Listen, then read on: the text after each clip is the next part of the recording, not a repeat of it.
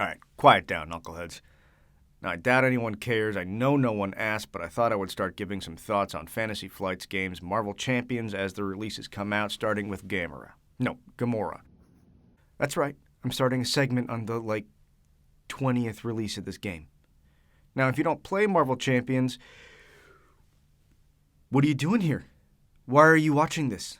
This is going to be boring for you. Please leave.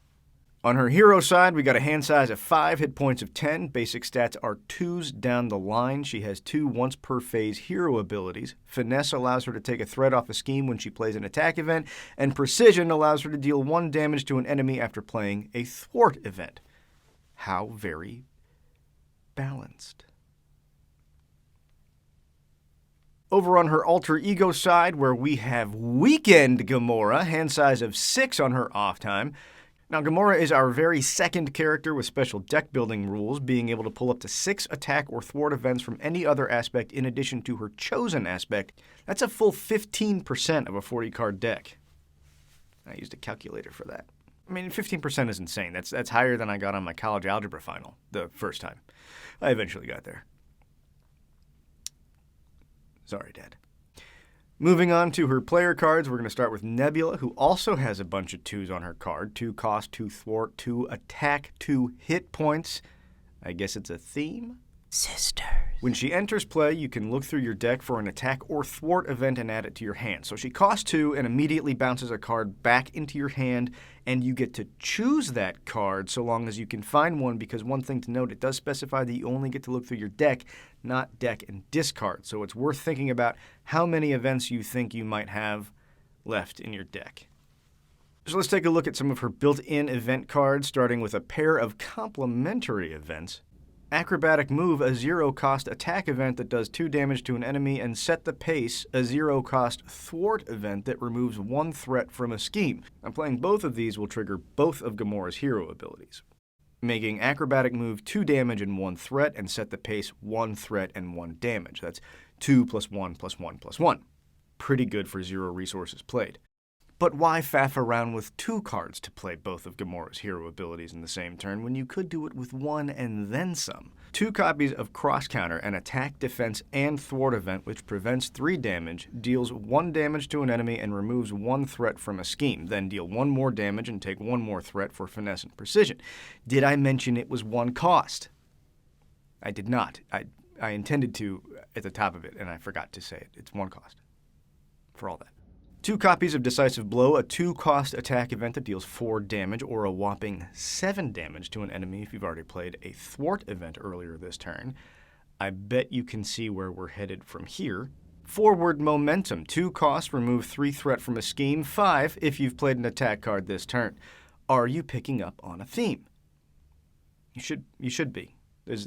It's event-based. It's 1 copy of Conditioning Room allows Weekend Gamora to put the bottom-most attack or thwart event from her discard pile into your hand and deal 1 damage. She's awesome. Then she's got 2 copies of Keen Instincts, a wild resource generator specifically for attack or thwart events. Something dead horse. And rounding out her hero cards is Gamora's Sword, a 3-cost upgrade with the restricted keyword, which adds 1 more ping of damage to each attack event. Over to the bad stuff. Her obligation is reasonably gentle. Discard 2 events to discard it, or exhaust Weekend Gamora to get rid of it. Her personal side scheme is really personal. In fact, no one else can interact with it, and it gives the Gamora player an extra encounter card each villain phase it's out. Nebula does double duty as your nemesis, immediately discarding ally Nebula and packing a prickly 2 Retaliate. Sisters. In a Bind is an attachment that turns off her text box, meaning she doesn't get finesse and precision, which is bad, but it's not terrible, and getting rid of it costs an event and a damage. That's not that bad. Lastly, Waylay. No, Waylay. There we go. An unnecessarily confusingly named bad card that confuses and stuns Gamora, and if she already has one of those statuses, it gains a surge. That's pretty rough. Overall, I think Gamora is going to be an absolute beast. Her 2s and her basic stats make her fit well with any aspect, plus being able to splash in those 6 cards from any other aspect. I mean, people are going to want to come back and play her again and again. It's honestly stupid how good they made her. There's just no need to flex that hard on other green-skinned heroes. I, of course, play mostly solo because of how I don't like other people, and I think Gamora is going to be particularly good in true solo. I mean, being able to clear 5 threat or 7 damage under relatively easy circumstances, that's half the threat on most of the schemes, half the damage on most of the phases of the villains. Perhaps I can finally experience what I've always felt inside, that I truly am the deadliest woman in the galaxy. Okay. Get off my lawn. Or stick around and we can look at the aspect cards that shipped with Gamora. And then get off my lawn. Yeah? You're still here? Okay. So first up, we've got a zero-cost ally, the very best kind of ally. Angela, who is Thor's long-lost sister, and also has a shockingly interesting Wikipedia page. Seriously, go read it. It's wild. There's like a big lawsuit. There's all kinds of nerdy names in there. You're going to love it. Now, when she spawns, you'll see what I did there. Go read Wikipedia. She searches the top 10 cards of the encounter deck for a minion and puts it into play. If she whiffs, she immediately discards. Seems pretty solid for zero cost. Good for decks that lean hard into the excess damage with overkill or using Into the Fray, that kind of thing. Fittingly really good in Thor, where when she pulls a minion, he's going to draw 2 cards. It's great. Clobber is a 2-cost attack event that deals 3 damage, but if it's the first card you've played this turn, it comes back into your hand, so it effectively costs 1. Plus, it's a fist icon, so you can theoretically play Clobber, bring it back into your hand, discard it to ping an extra damage using the Yarbiax. I mean, 3 for 1 or 4 for 1 with the Yarby thing, or 5 for 1 with Yarbs and the Finesse, Precision, whichever one it is. That's awesome. Yarbenyorn.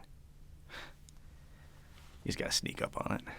Zero-cost event Plan of Attack allows you to search the top 4 cards of your deck in hero form or 7 cards in leisure form for an attack event and add it to your hand.